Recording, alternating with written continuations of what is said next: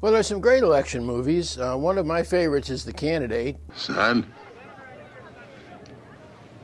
you're a politician.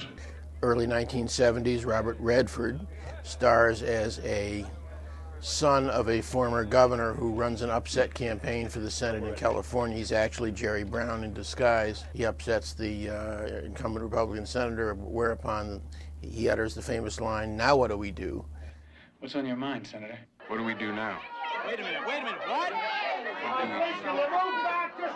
So that's a great campaign movie, and for a year in which there are a lot of Senate campaigns that are going to be decisive, that would probably be a good one to watch.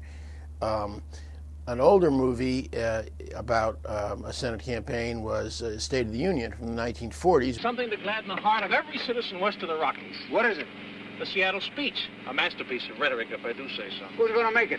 You are, of course. Oh, really? I thought maybe the setup had changed and that you were the candidate. With Spencer Tracy, a movie directed by John Ford, in which Tracy is an idealistic businessman who is drawn further and further into the maelstrom of commitment to special interests to finance his campaign, and he finally gets so exasperated with that he seizes the microphone at a rally and gets out completely and decides to become a campaign reformer.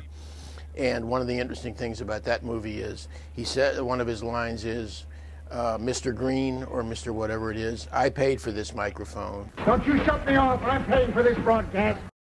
Would the sound man please turn Mr. Reagan's mic off for a minute?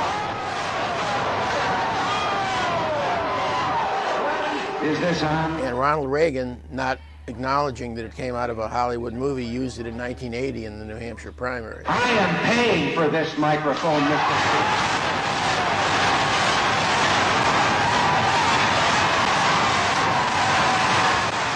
Reagan was never above appropriating a line from a movie. You just thought you'd ask the commander-in-chief about something. I'm not asking the commander-in-chief. I'm asking the married man who used to sleep with my friend what he has done with the man she's currently sleeping with.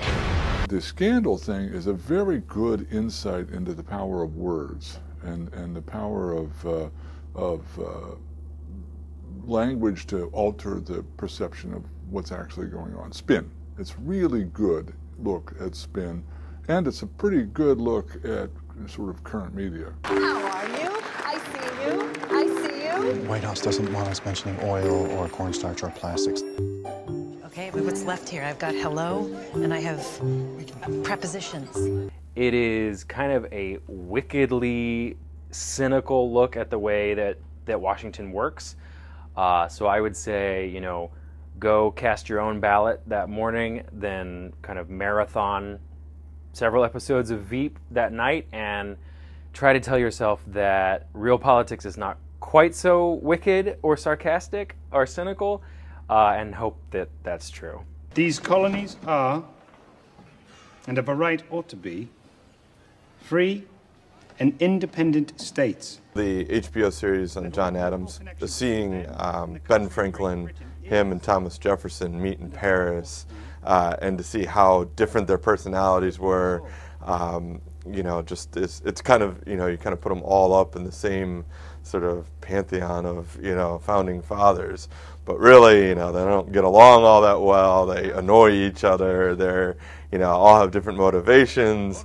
And so seeing that, I think, is just kind of a reminder that it's never been clean and easy or anything else. I think right now there's a renaissance of television. First of all, let's clear up a couple of things. Unfunded mandate is 2 words, not one big word. I'm sure everyone would say you should watch some episode of West Wing, or now you should watch House of Cards. House of Cards is kind of addictive, so be very careful.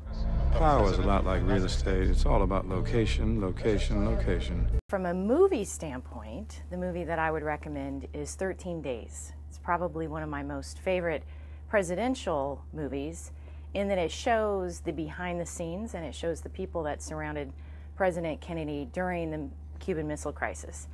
And it shows his scheduling secretary, the chief of staff, the decisions that were made, the camaraderie between all of them. And I'm kind of an inside baseball person, and I love that movie. Morning, gentlemen. Good morning, Mr. President.